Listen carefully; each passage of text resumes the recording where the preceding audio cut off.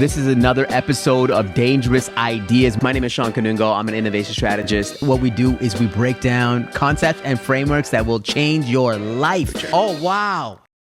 Hey, everyone. My name is Shawn Kanungo. This is another episode of Dangerous Ideas. On this podcast, what we do is we break down frameworks and ideas that will essentially change your life, change your business, but most importantly, really just change your life. And, you know, I know I haven't been on the pod for a while. You know, I've been busy just traveling around the world. But what I thought I would do is bring in a couple different clips that I thought were really compelling that I found over the last number of weeks that really shaped my thinking, that challenged me, that were provocative, things that I fundamentally agree with. And the first one is this idea around world building, which I really, really love. I've been diving more into the subject of world building, and I'll explain what world building is after this particular drop. But what I will say with this is that there's a podcast, probably one of my new favorite podcasts that I listen to. It's by two individuals, Brian and Alex. They have this podcast called Sweat Equity. And if you follow this podcast, you know I'm all about like culture and understanding what's happening in the culture and taste. And so I love this particular pod. And in this clip, Brian is breaking down what world building is all about and what brands and organizations should be doing in 2025. Let's drop the clip. So world building is two parts. It's digital and it's physical. Yep. These guys have nailed the digital part. But what brands need to focus on in 2025 to me is how do you build that physical world building? Yep. More and more, I mean, the demand for in real life events is through the roof. People just want to do shit, bro. Like there's like these coffee DJ sessions popping up. There's like 7 different competing coffee parties at 11 a.m. every Saturday in Austin right now. And that on the rise of run clubs, people don't want to be hungover. They want reasons to congregate in real life. They're lonelier than ever. As a brand, if you can build community, who better than brands to build community? Everyone that supports your brand is going to be somewhat like-minded. Yeah. It's the same thing when I tip my cap when I see a guy wearing ALD or wearing some sort of brand that I support. You know, you see someone wearing shoes. Like if you see another guy in Jordans for the longest time, obviously you know that you and that guy probably have pretty similar interests. Yeah. Brands have the same opportunity. Yeah, I absolutely love this. So let me break down what world building is all about. So world building is this idea that it's creating a rich, narrative-driven universe around your particular brand, around your business and organization. It is really about developing a compelling story of your brand's identity, values, and missions. It's about talking about the origin story. It's talking about the characters. It's about resonating with what your customers love. Having cultural resonance at the end of the day. It's about community engagement. And all of this is what builds an incredible brand. And what Brian is mentioning today is something that I've been mentioning a ton in this pod, that in a digital world and an AI world, what's going to become more relevant is actually meeting people in person. I always say that the experience is the brand, meaning your brand is not your logo. It's not what you put on your website. It's the feeling, it's the story that is embedded in the hearts and minds of your customers at the end of the day. And you are seeing this revolution where people want to get together. They want to see people. He mentioned these coffee parties. I've been seeing these coffee parties too, not only in Austin, but in Toronto, in Edmonton. People wanting to get together and see other people, to build community. And I've been reflecting about my own life and the brands that I really love and that I'm connected to. And it's so hard today. Like, I don't think that there are many companies that have true brand affinity, like true brand loyalty today. It's so hard to build. Like Apple definitely, listen, when Apple comes out with new products, MacBook, iPhone, I'm locked in, okay? AirPods, I am locked into the Apple ecosystem, but I'm not going to their particular events. So it's tough to name brands that I have true loyalty to. However, there is a slew of companies that I love a ton, and actually, they're podcast networks. They're podcasters, and that makes sense, right? The idea that someone is in your brain every single day or every single week, we have so much affinity towards those individuals. And what's fascinating is seeing some of these podcast hosts and podcast shows actually going into live experiences where people will literally just sit there and listen to their favorite podcaster do their thing live. My favorite podcast network is The Ringer. They have a slew of podcasts that they have as part of their world. So they have Bill Simmons, the Bill Simmons Pod, which is their anchor podcast, which is all about sports, and I would say largely about culture. They have other pods, Van Lathan, talking about culture. They have the Prestige Network. They have all these podcast shows that I listen to, and they've built sort of a world around it. And what I think is incredibly powerful is that they've also tapped into this in-person experience. They actually do live podcast shows. If you look at another company like Call Her Daddy and what Alex Cooper has done with her Unwell Network, it makes sense. Alex Cooper has built an incredible amount of trust with her audience, and because of that, she's been able to reinforce that by doing in-person events. Another podcast is called The Acquired Podcast. They have been recently, they can like sell out arenas now, and because they have so much affinity towards their brand. So what I'm like, my hot take, my dangerous idea is that over the next 10 years, the brands and the companies that will win in the future will be those that you listen to every single day, that you have a connection to their founders, to their characters that they have on their podcast, and you're going to be able to create incredible businesses around that. Another podcast that I really love that you probably know because I mention them all the time on this particular podcast is the All In Podcast, and they have also done the same thing. They don't even have 1 million subscribers yet, but they can do these in-person events. They're trying to sell tequila. They're doing all these things. Like the All In Podcast has literally put people into the highest power of government in the United States. David Sachs is playing an incredible, important role in the U.S. government as the crypto and AI czar. Like, what are we talking about? It's the power of audio and combine this idea of world building.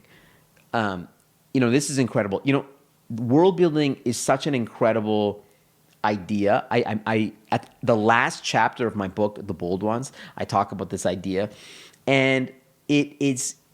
I believe that this is the way that we're going to build companies and brands for the future. You have to be good. You can't just be good online. You have to be good offline. You can't just be, putting out content on the internet. You have to build narrative and story. You have to build affinity. And I believe that the brands, the founders, the entrepreneurs that build true authenticity are the ones that will be really successful in this world building arena. I mean, this is the future. World building is the future of brands. That's it. That if you want to create a brand today, you can only do it through world building. So, love that from Brian and Alex. And shout out to their podcast, Sweat Equity. I've been learning a ton. Really tactical, getting into the heart of marketing and culture. So I really love it. All right. So this next piece is all about the idea of vibe coding, which is all about the future of software development. Vibe coding is something that I've been diving deep in and building, and I'm going to talk a little bit about what I've been doing. This podcast was a podcast by 3 women. Steph Smith, who's an incredible podcaster. She's been on a whole bunch of other shows that I love, from My First Million and whatnot. She's an incredible host. She had 2 folks on her pod on A16Z, Yoko Lee and Justin Moore, and they were talking about vibe coding. So let's drop the clip. It's so interesting because a lot of people like to talk about like we should empower everyone to learn to code. Like now, maybe my mom can use the tool to learn to build her own website with code. But I actually don't agree with the view in that I don't think I mean, as an engineer myself, who have, worked in the industry for a long time, I don't think most people should learn to code with how good AI is nowadays. I don't think code is the right abstraction for majority of the world. And there's just a lot of latent demand there on what's the right knobs for the actual audience out there to build, software from. Is it natural language? Is it drag and drop? Is it like something like, Figma like? So the question becomes like, what should we ship for a majority of the world to be able to build software, for one? So it's also interesting because like when we talk to a lot of, more consumer prosumers who, didn't kind of come from a coding background, they actually have no desire to learn to code. Their goal is to ship what they want to ship. This is the future. The future of technology is commoditized. The future of technology is turning it into electricity. Listen, the majority of people that go into business, they don't go into business to do accounting. They don't go into business to do technology. They don't go into business to do whatever it might be. They're there to sell something that they believe in. They're there to create value for the people that they are creating for. And vibe coding is this idea that just by putting in text prompts or voicing your idea that you can get something back. And I think that this is one of the most transformative moments in our history. We've always had low code or no code. The ability to have like these drag and drop website builders or even drag and drop AI app builders. But today with vibe coding, there are tools out there like Lovable, Cursor, Windsurf, Bolt, Replit, where you can just put in text prompts and the AI will code for you. I can't tell you how remarkable this is. This is the most transformative thing that I've ever used in my entire life in terms of software development. I'll give you an example of this. Like last weekend, my son and I, we actually developed a game using Cursor and Claude. It's a Mario Kart Pokemon game. I'm not a game developer. I cannot code. My son is 5. He can barely read, okay? And we developed a game. I got my son's voice, and he just voiced what he wanted. We put it into Claude. We got the output. We put it into Cursor, and we built a game. Let me just pause for a second. This is where we're at. Over the last number of weeks, I've been building my own tools in Replit and Lovable. And what's remarkable is that we are turning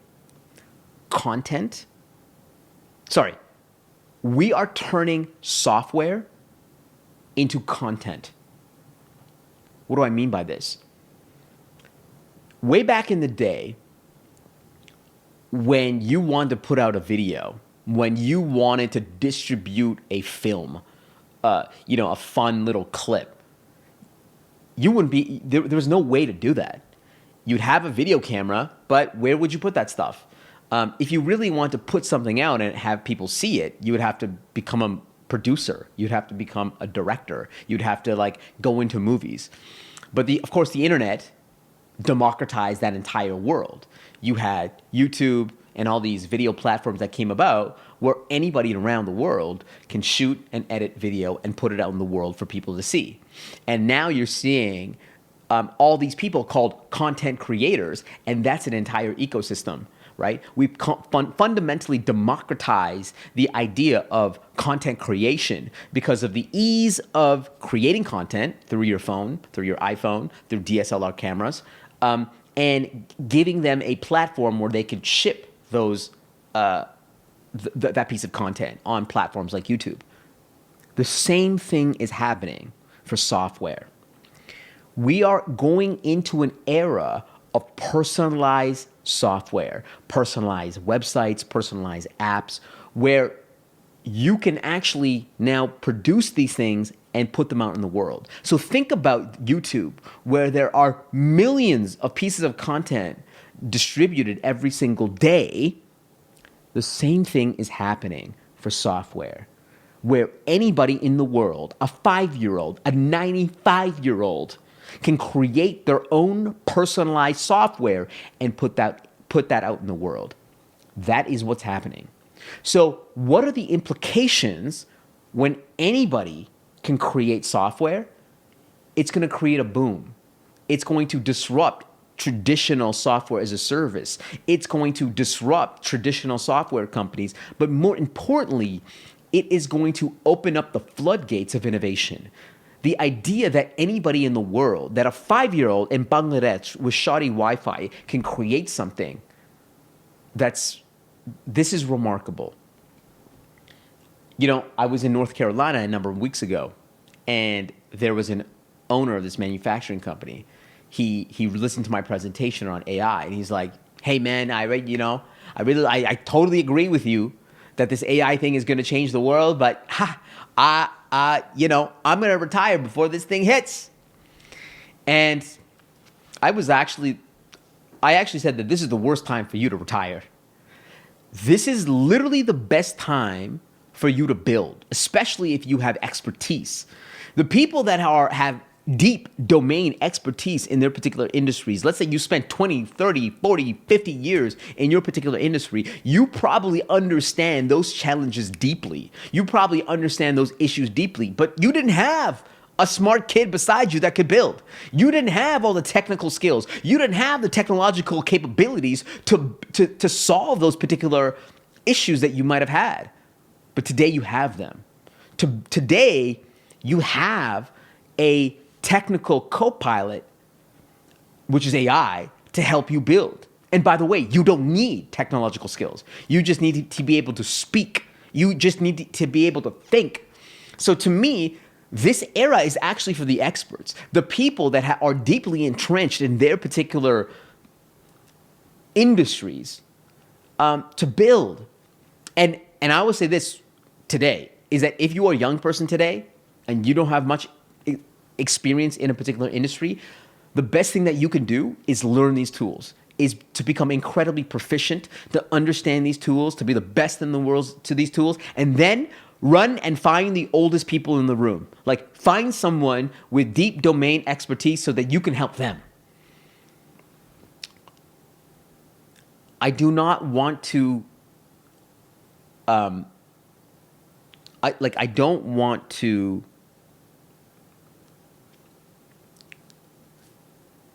sound that like I'm overhyping this.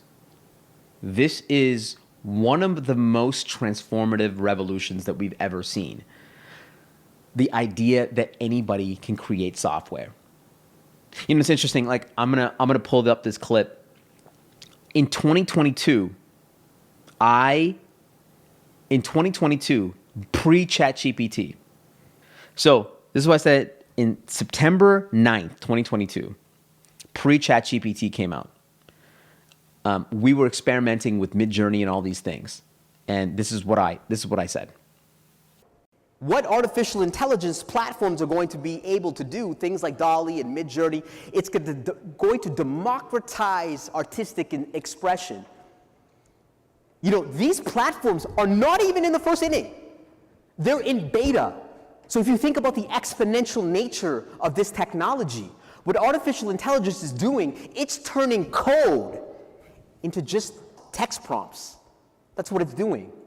Today, we can use artificial intelligence to get these masterpieces. Tomorrow, we'll be able to get animations and videos.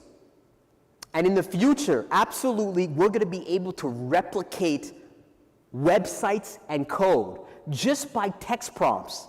And as a credit union, you might be able to say, hey, can you replicate the Wealth Simple Invest app? And it will just happen. Every single year, technology gets more democratized, it gets more commoditized, and I actually think this is a beautiful thing for you. I said this pre-ChatGPT. Technology is becoming commoditized. I just could not predict that we are here today. I could not predict that not only are we here where you could put text to animations, text to video, but we are here where you can put text to websites and text to apps, and that you could replicate a Wealthsimple Invest app, and anybody can go off and do that. We're already here. I said this 3 years ago, pre-ChatGPT, and we are already here. To be honest with you, I thought it would have taken 10 years. And at this point, I think all gloves are off. Like, what are we going to be able to build just by thinking of an idea? To me, the most dangerous skill in the world is coming up with an idea. The most dangerous skill in the world is coming up with an idea.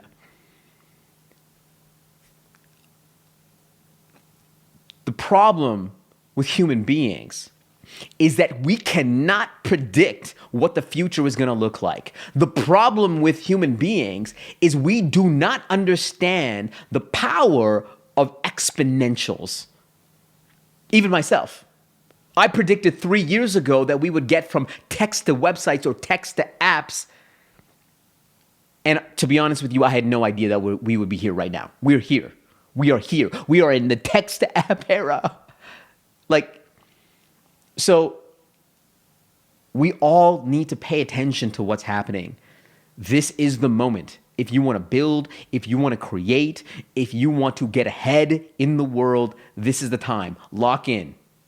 If you're listening to this podcast, you can see when I make a prediction, I'm sure I made lots of bad predictions. In fact, 9 out of the 10 predictions that I make are probably terrible. But the one time that I'm right,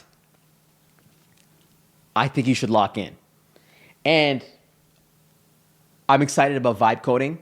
I believe that everyone should be playing with these tools. Cursor, Bolt, Lovable, Replit, all the tools that are coming out. And just build. Build for yourself. Think about content creation and all the things that we built out of content creation, all the people that came out of the content creation era. The same thing is going to be happening for personalized apps. And think about the YouTube for content. Think about the YouTube for personalized software. Think about the Netflix for personalized software. There's going to be studios that come out.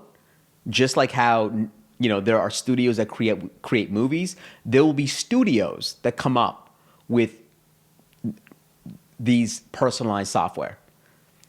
Imagine you go to a studio and they just create software for you. You're a mother of 3. You have you have particular activities that your kids go into. You want to build software that makes you optimize with you and your husband and your kids so you understand what you're doing, tracking all those things. That software is built for you. Let's say you're a Michelin star chef. You have a certain number of people that work for you, and you have your own sort of system that you work in the back to build some of the most incredible food in the world. You create your own system. We are moving to a world where personalized software is a thing.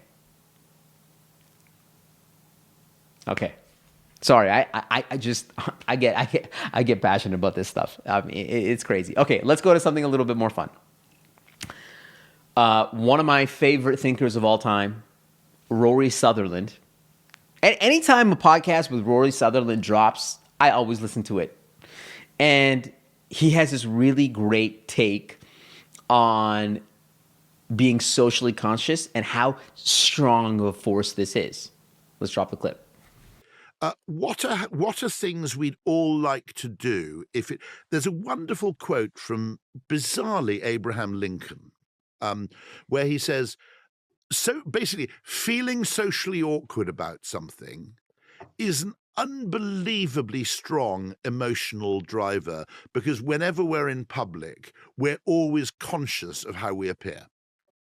And so there are things we won't do because we don't want to stand out. I mean, cider, I think, as a drink is just as nice as beer. But what you'll see is that beer, which is the social norm, will outsell cider 7-1, and so on. Okay. Guinness, I think, enjoys a lot of its advantages as the best-selling beer in Britain, partly because it's very visible when someone's drinking Guinness. And they also came up with clever little things like splitting the G. Exactly. Okay. It's It's such a simple example, but this idea of not looking like an idiot is such a powerful force. Not looking like an idiot in front of your peers, in front of other people, is such a strong force. And if you look throughout history, some of the most clever marketers have exploited our need to conform in incredible ways. I'll get to that. I think my favorite example, I've probably used this example in this pod before, is this idea of how innovation adoption often hinges on social acceptability more than the actual objective benefits. I'll give you a very, very simple example. The granny shot in basketball. Statistically, the granny shot is actually a really great shot. So a granny shot is when you have an underhanded throw and you try to put it in the basket. One of the pioneers of the granny shot was Rick Barry. In fact, Rick Barry has one of the highest free throw percentages of all time, 89.3, just by using the underhanded technique.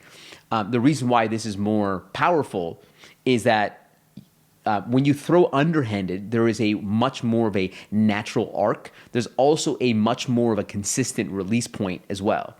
But the reason why more people don't use the granny shot is because you look like an idiot. It doesn't look cool to throw a granny shot. It literally is called a granny shot. And, you know, basketball has a very like masculine culture, right? Street ball, you know, for people to take a granny shot, you're going to get ridiculed by your peers. You're going to get mocked by your opponents, your teammates, you know, the media. There are social consequences to having a granny shot. And my belief is that if Shaq actually implemented the granny shot, because Shaq was known as one of the worst free throw shooters in the history of basketball. If Shaq introduced the granny shot in his game, he would be the most dominant player on the planet. We would not be talking about Michael Jordan. We would not be talking about Steph Curry, Kobe Bryant, Will Chamberlain, Kareem Abdul-Jabbar. We would only be talking about Shaq. Shaq would be winning every championship because he was already so dominant, but his Achilles heel was always that he couldn't hit the free throw.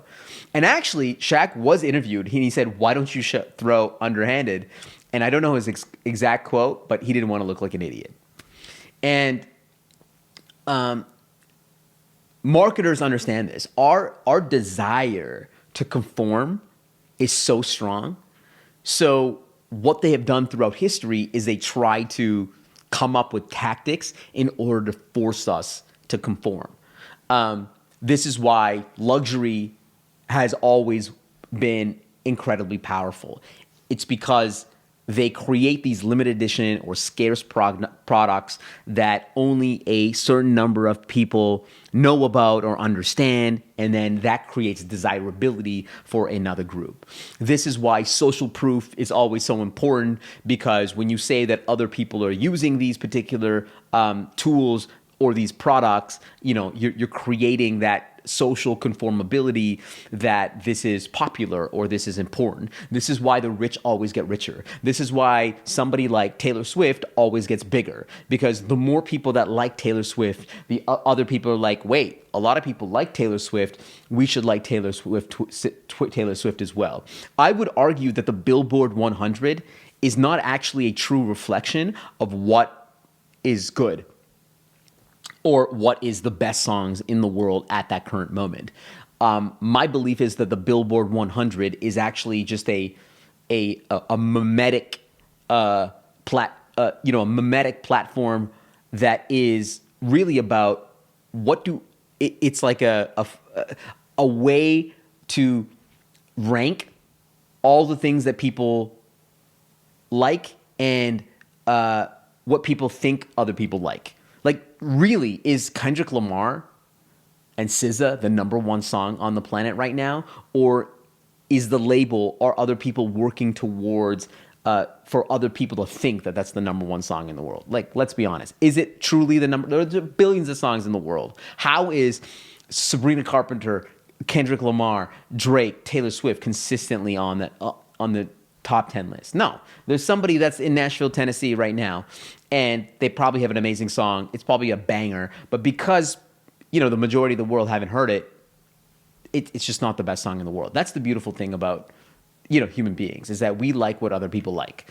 The idea of keeping up with the Joneses, this idea that in the 1900s they had this advertising that explicitly named neighbors as product users. This triggered comparison anxiety. You think about De Beers and their diamond campaign. Actually, diamonds were in abundance, but what they created is this incredible thing called the engagement ring, which they created this thing out of thin air, created a fundamentally new category. And if you didn't give your partner an engagement ring, you looked like you were unromantic.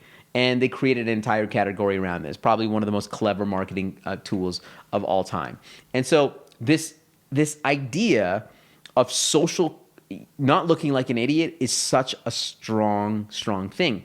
This is why even in corporations, the reason why people hire companies like IBM, McKinsey, Deloitte, BCG, Bain. Listen, I work for one of these companies. Part of the reason why these companies get hired is because when you hire a company that has all this social proof and clout and decades and years and centuries of expertise, it avoids you looking like an idiot. You actually pass off the decision making to one of these companies so that you don't look like an idiot. If something fails, you can point to them and be like, "Hey, they're vetted. They have social proof, and they made the mistake." And so, if you want to, I use this in my own life, right?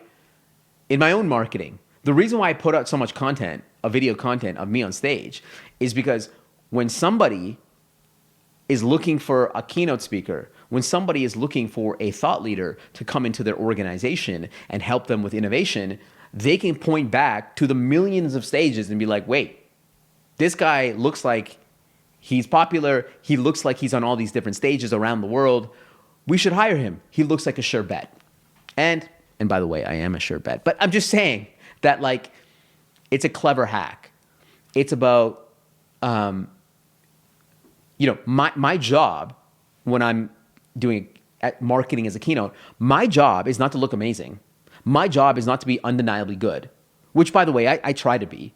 But really, my job is to de-risk it for a planner so that they don't look like an idiot. That's my job. And the best way for me to de-risk something for a event planner is to put as much video and social proof out there so that it's undeniable that I am relevant, that I'm on many stages, where I'm working with some of the biggest companies in the world. I'm de-risking it. So it's a hack. It's a hack.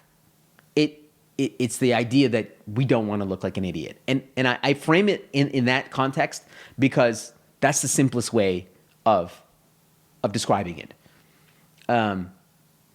Social proof is undeniable. In this particular example that Rory uses, it's later in the podcast he talks about, listen, if it didn't look stupid to wear shorts all the time, he said British men would wear shorts all the time. Which is an interesting observation. In his book Alchemy, he talks about this idea of a martini. A martini is actually an incredibly strong drink. It's probably a very masculine drink, but the idea that it's actually in this very feminine cup, it looks like it actually prevents other men from getting a martini because it looks very feminine. And so that's why men go to a beer, right? It seems more masculine to get a beer. You don't look like an idiot when you get a martini in this like very tinsy cup.